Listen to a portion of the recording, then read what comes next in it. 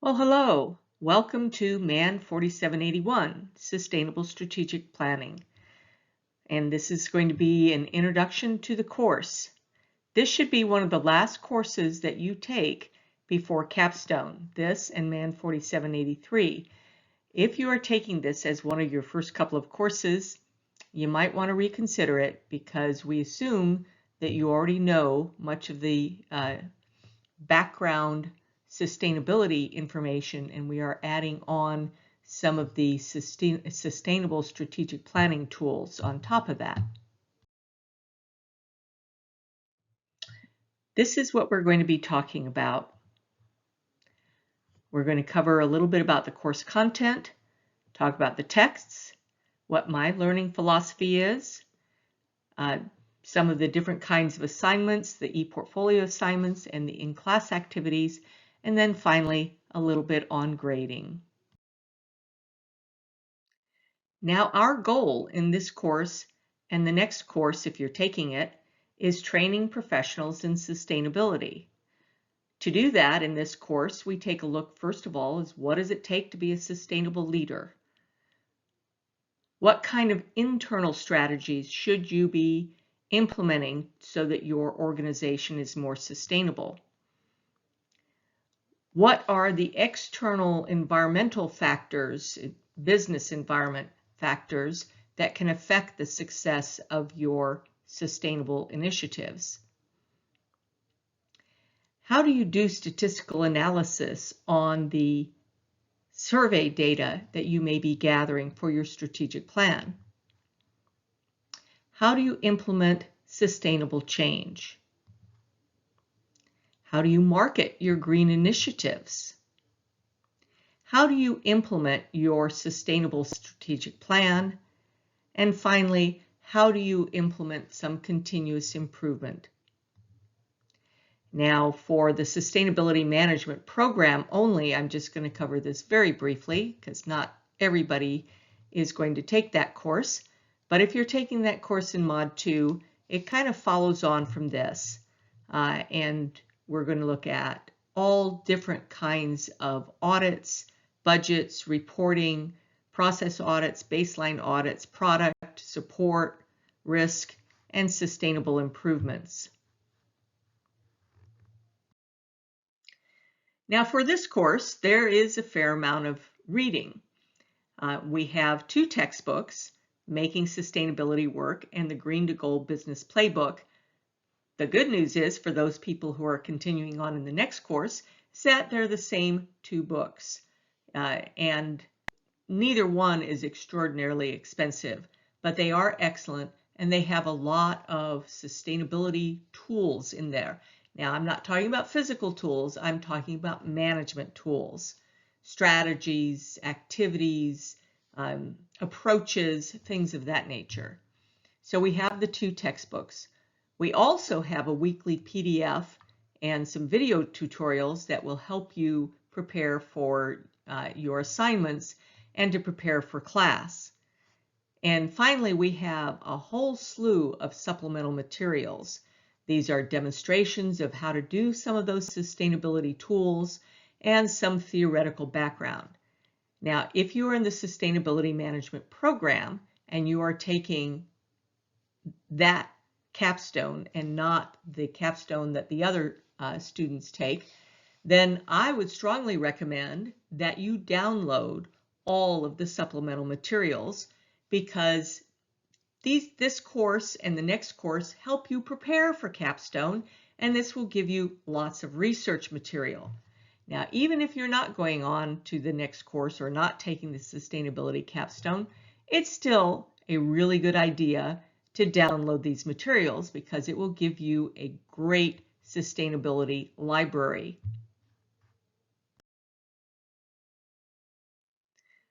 A little bit on my personal learning style. Now, I happen to have a doctorate in curriculum and instruction, so I care a lot about you learning the material. And so you will notice that if you go to a class that is pure lecture, you are probably only going to remember 5% of that, and that is on the top of this slide. Lecture, recall is, research shows, is 5%. And then it goes all the way up to the bottom. But we try to have a little bit of all of these things in there. I really don't do a whole lot of lecturing. I will talk for about 10 minutes and then I will break you up into teams and you'll actually do some of the work. Now that's why it's so important to do the reading in advance, the textbook readings and the supplemental materials, so that you can do the online assignments as well as prepare for in class. Then there are how-to videos that will help you learn the material as well. You'll have a chance to see some demonstrations of the various tools, both in the videos, but also you'll be watching presentations that I do, that other students do, that show how to use various tools, and you'll find out that you will be doing those presentations as well. Now, we have a lot of in-class teamwork, a little bit outside of class, but a lot of it in class, and that will be your opportunity to discuss the different tools and strategies, and which will help you learn more and retain more. The majority of what we're going to be doing will fall into the projects and the Eportfolio, which I'll go into in a minute. These are an opportunity for you to actually practice with the various tools. I had a student about a year ago that said, well, this is kind of like a workshop. Well, yes, I want you to practice the tools and I want you to practice them in a setting where I can also give you feedback, since I've been doing them for years. And so I hope to be able to give you lots of practice in class, and then you'll also have practice with some of the online activities. And then finally, you also will get a chance to teach yourself by giving presentations and workshops, which are part of what you're doing in this. And the best way of learning and retaining material is actually to have to teach it. And so we are going to do that as well. A little bit more about the course activities in developing the sustainable strategic plans. What we do is teach you some of the leadership tools, some of the internal structures that are more sustainable, more philosophically sustainable, and some of the HR strategies, how to develop and conduct a survey, and then how to analyze it, how to develop a sustainable change management plan, how to develop a green marketing campaign, how to implement your sustainability plan, and then finally how to set it up so that you are continuously improving in the area of sustainability. Now, in all of these, we use all kinds of different helps and different tools that you can use. We use Word templates, PowerPoint animation, PowerPoint design, Excel. And if you aren't comfortable or familiar with all of these things, by the end of this course and the next course, you will be very good at it.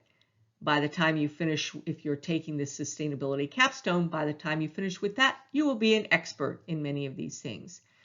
We're also going to use a lot of online coordination and diagram tools, survey development tools, and we're going to learn how to use social media and website templates and newsletter templates. And finally, we're going to learn how to use the Eportfolio tool that is embedded in my courses. And all of these things in order to do all of the course activities. Now, this is a very project-oriented course. We have projects that stretch over the entire 8 weeks. There are two main categories of projects. The first is the individual portfolio, where you get to practice all of the different tools that are in that part of the assignment by designing a blog series on a sustainable business or nonprofit. The goal is to create this professional e-portfolio that showcases your expertise. You will evaluate each other's, giving each other's a peer review so that hopefully you'll go and improve it and have the strongest, most professional e-portfolio possible. And the assessment is your final e-portfolio in week 8.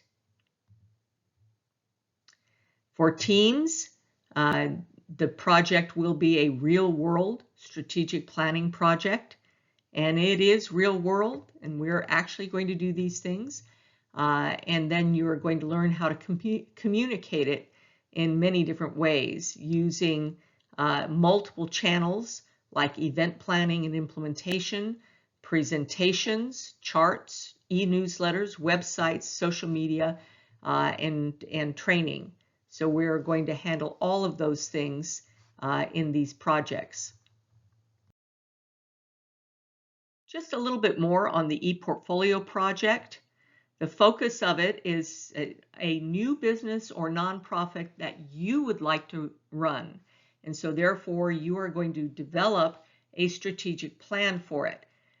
But that's just kind of, this is like a story within a story, because your ePortfolio project is just, or I should say your new business or nonprofit is just the basis for which you are going to then create your ePortfolio assignments.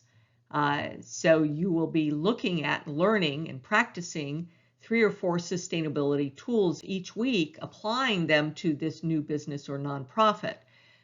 But the ePortfolio that you are going to create is really going to be an educational blog for all the other people in this business. So what you're going to do is to prepare blogs that will help people in your business or people in your type of nonprofit to operate in a more sustainable fashion. And that, let's see, we will be doing that through this educational blog format. I'll show it to you in a minute. It'll have text and images. It'll be 1,000 to 1,500 words. It will include an explanation of each sustainability tool, a background, and maybe a little how-to on that. Then you will use your new business or nonprofit as the example that you're using in order to educate everybody else in your business how to do this. And then you'll have a conclusion. In your replies, you are essentially a learning community, and you're providing feedback, which includes an analysis of the posts, connecting that to theory from the readings. So this is where I find out whether you've read the book, if you are connecting it to theory as to why it is that this particular application of the tools, this particular explanation of the tools is good, and it's graded on your understanding and the application of the theory. And then your final ePortfolio is due Wednesday of week 8. The thing that's really nifty about the ePortfolio function in my courses is that it allows you to create a downloadable ePortfolio. It's kind of like a PowerPoint template, but it has links to all of your documents, which in this case will be all these blogs.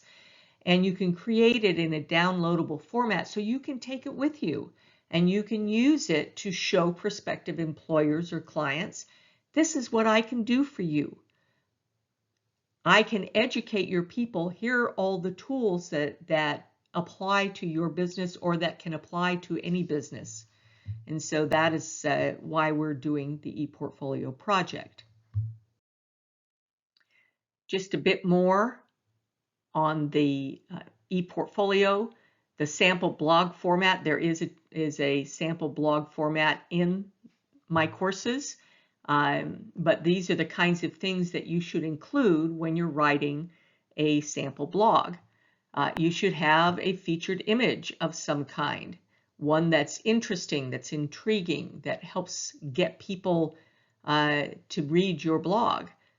Then an interesting title, that is your hook to really draw them in. Use headings to help people follow the content of your blog. Use footnotes because you don't want to be accused of plagiarism. Add 1 to 3 additional images to really illustrate the tools, illustrate the examples that you're doing, and then finally you want to make sure you have a list of references that cover all of your footnotes. Some ideas for a business or nonprofit. Remember, what you're doing is you're showing the reader how to develop a more sustainable small business using one of these as an example. Things like a green bed and breakfast, an organic restaurant, renewable energy business, green transportation, green retail, green construction, or sustainable fast food. If possible, you might want to find a business in your area that you can observe. It does not have to necessarily be sustainably focused. You do not have to go in and measure anything. That's what you're going to be doing in Capstone. But it might give you some ideas when you walk in. Now, remember, you also, if you choose a nonprofit, you are also writing your blogs to show the reader how to develop a sustainable nonprofit. Here are some ideas: a green museum, an environmental cleanup, homeless, poor, migrants, animal welfare, health concerns, green park management, addiction counseling, and religious organizations. All of those are possibilities for your sustainable nonprofit. And not absolutely critical, but you might try to find a similar nonprofit in your area that you can observe, or you can look at their website and see how they talk about themselves. One caveat that I have is that do not choose a protest organization, but one dedicated to performing a service. The primary reason for that is because you need to have something that needs space in order to do some of the activities, and most protest organizations don't have a separate office, or many don't, and they won't lend themselves to a lot of the activities that we're doing. So there are a lot of other options, and you can kind of take your pick. So we've talked about the work that's earlier in the week before class. That's your ePortfolio. Let's now take a look at what happens in class. This is the kind of teamwork you'll do. You're going to be developing a team strategic plan. You are going to be the green team for the College of Business. Each team will have a different area, an SDG, that you're going to focus on when creating your strategic plan. The class activities, by and large, are completed during class. They culminate in a real-world kickoff event in week 8, in which we do try to invite outside participants.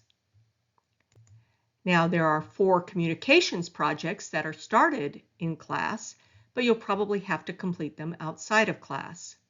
In weeks 1 and 2, you'll be preparing a leadership briefing that you'll be giving to the Dean of the College of Business, who is one of your key stakeholders, and also to Net Impact, who is going to be hosting the event. In weeks 3 and 4, you are doing statistical analysis of survey data that you're collecting, real-world survey data from real-world people. In weeks 5 and 6, you'll be developing your marketing materials in order to invite people to your event. And so you'll have an e-newsletter, social media posts, and a website that you'll learn to develop. Then in week 7, you're developing materials for the event activities, and in week 8 is the event, which takes place over the course of about 1 hour. Now here's how the course activities are graded.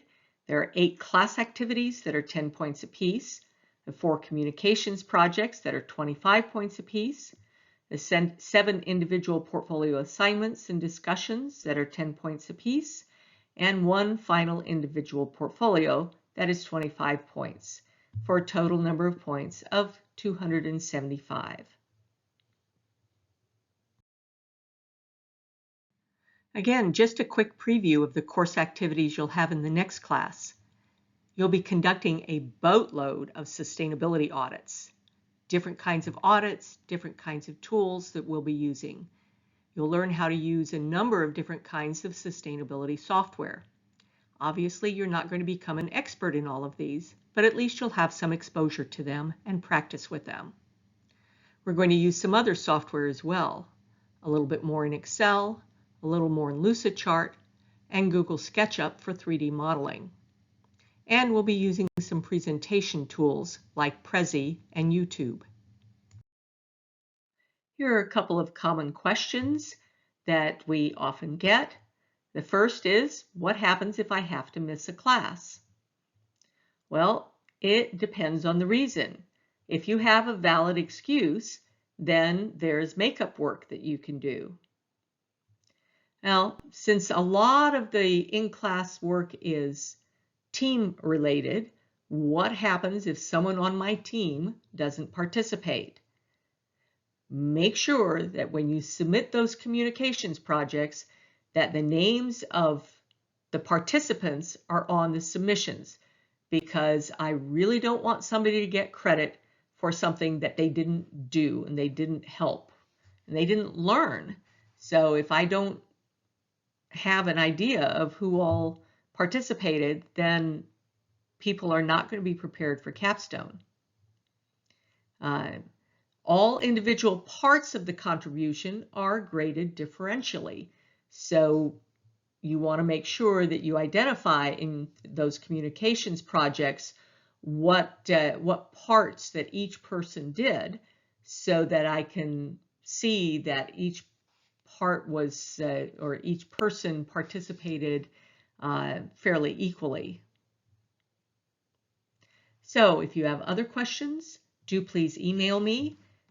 For now, I think that's it, and you have your first assignment that is due Wednesday. It's the individual ePortfolio initial post. We can answer more questions on Thursday, and I look forward to seeing you all on Thursday. We are going to have a heck of a good time. So have fun with this and enjoy the learning.